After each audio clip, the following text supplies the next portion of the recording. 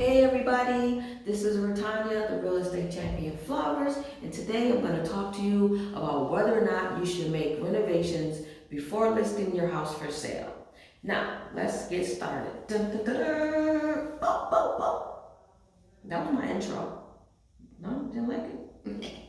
Alright, so are you a homeowner about to list a home for sale and is wondering whether or not you should make renovations before listing? If so, you came to the right place. Hopefully, after watching this video, you will have some clarity on which way to go. When ready to list a home for sale, many homeowners are not sure which renovations to make. It's fine, it's normal. The dilemma is always one, do I make renovations and ask more money? Or two, do I sell it as is and ask for less money? You see, very few homeowners want to hear that their home needs cleaning, paint, or that they need to spend a ridiculous amount of money in order to attract a buyer. And on the other hand, there are some sellers who love to watch those home improvement shows, and therefore they think they need to renovate the entire house before listing it for sale. Well, today, hopefully, I will help you decide which way you should go. I will first start off by saying that how much you should spend and what should be done to the home before listing it all depends on the property, your location, and the current market conditions. And no matter which way you decide to go, professional cleaning and staging are the two most important actions you should take, if nothing else. Obviously, if the home is if the home is occupied, complete staging is not necessary, but some type of staging is still needed because you want to highlight the home's features and the space, and you need to possibly declutter the place. You know, if you are in a hot market though, and you are looking to sell within the next 30 to 45 days, all you should be doing is cleaning and painting. There is absolutely no need to spend the additional money in renovations if you are in a hot market. The reason being is because a hot market usually means it's a seller's market, and during the seller's market, there is usually a shortage of inventory. And because of that, buyers are willing to not only buy a property that may be in need of some repairs, but they're also ready to buy it fast, which is good news for you. On the same token, if you are looking to sell sometime like the following year, and your motivation is price versus moving, then you definitely need to think about doing a little bit more than just cleaning and painting. In either case, please always keep in mind that FHA does require certain items to be repaired before the closing. So you will have to have an open mind about that. If you are absolutely dead set on not making any repairs before the closing, when you do list, you can just ask your agent to simply add a note on the MLS that states no FHA financing. This way, you will not waste yours, an agent's, or a buyer's time looking at the property if the buyer has an FHA mortgage approval. And also, no matter if the person is using an FHA loan or not, all buyers are entitled to a home inspection. So, if anything does come up during that time, you have a couple of options. You can either, one, agree to take care of the items before the closing, or two, give the buyer a credit so he or she can make the repairs after the closing. So for homeowners, whether or not a renovation is worthwhile depends on the sales price of the home, how quickly it sells, and the cost of the project. For example, Let's say you spend $10,000 on home improvements, and that $10,000 that you spent does not net a $10,000 more or higher sales price. That could make the difference between selling in a few days, a few months, or not at all. Believe it or not, the only home improvement project that has an ROI closest to 100% is garage door replacement. Strange, but true. So in New Jersey, doing things like adding stone veneer, replacing siding, a minor kitchen remodel, adding a deck, replacing windows, and replacing the front door are the improvements with the highest ROI.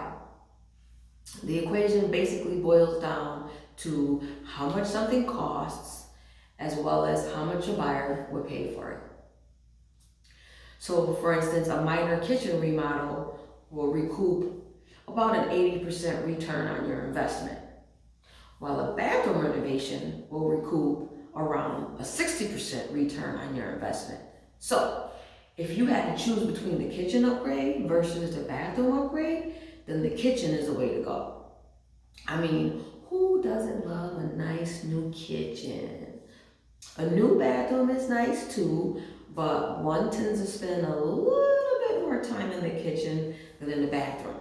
Plus, since the kitchen renovation will cost the buyer more to do afterwards, it's more enticing to a buyer to have the larger renovation already taken care of.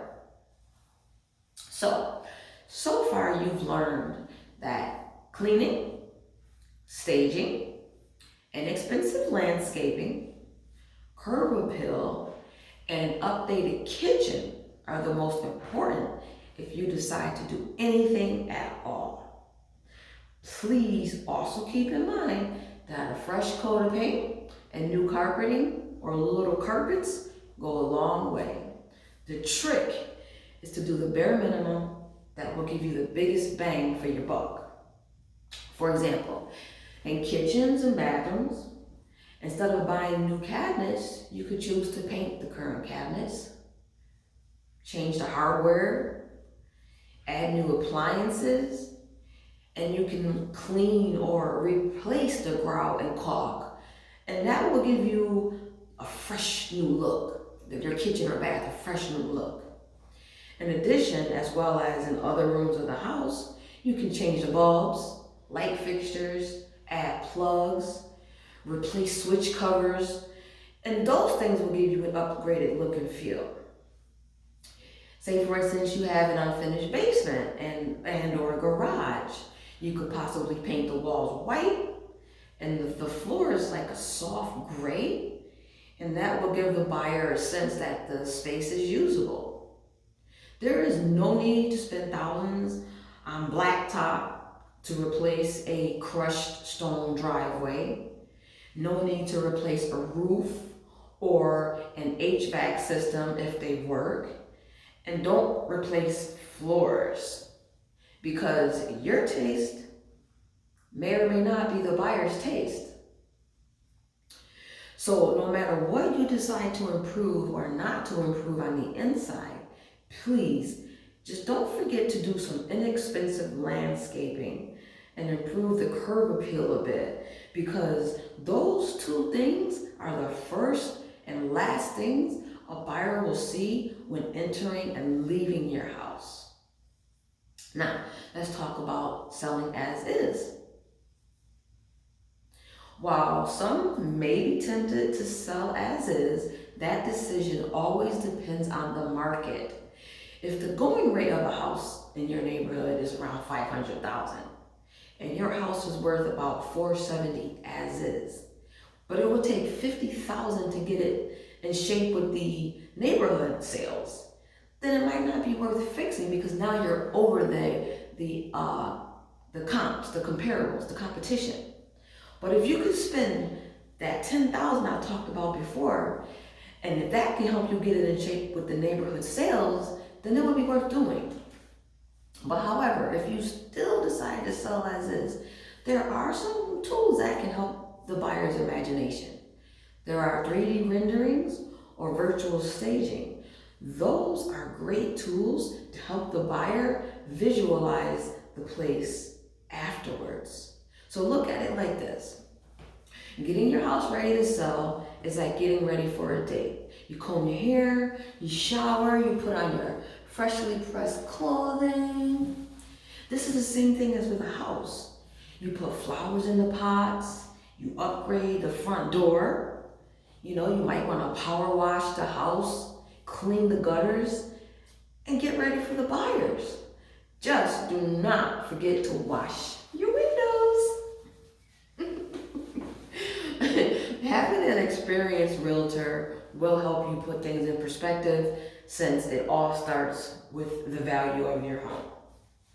So, professional cleaning, staging, adding stone veneer, a minor kitchen and or bath remodel, adding a deck, replacing windows, replacing the front door, fresh paint, new carpets or carpeting, some inexpensive landscaping, and improving the curb appeal are all ways to get the best return on your investment. And the trick is to do them economically with more bang for your buck, as I said. Well, this is the end of today's lesson, and I really hope you learned something that will help you in the future. Please don't hesitate to call, text, or email me with any comments, questions, or concerns, or to even comment on the page, because your comment might help someone else out. And please don't forget to subscribe to my channel for more real estate tips by clicking the subscribe button below. Thank you so much for watching, and until